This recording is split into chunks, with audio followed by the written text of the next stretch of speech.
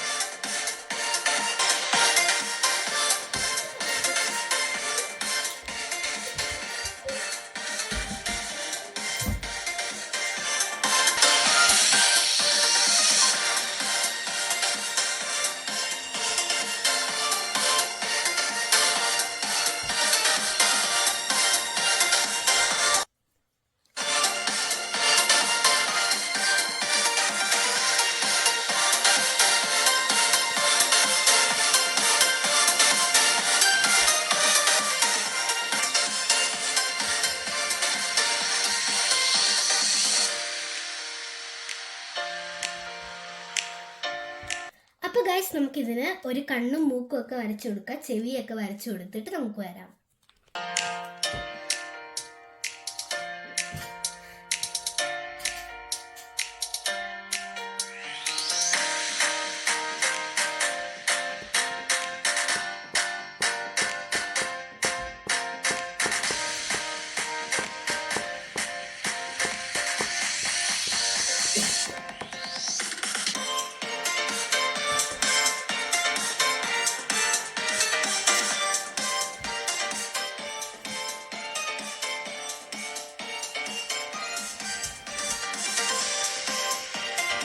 അപ്പോൾ ഗൈസ് നമ്മുടെ തട്ടിക്കൂട്ട് പേപ്പർ പൗച്ച് ഇവിടെ റെഡി ആയിട്ടുണ്ട് ഗൈസ്.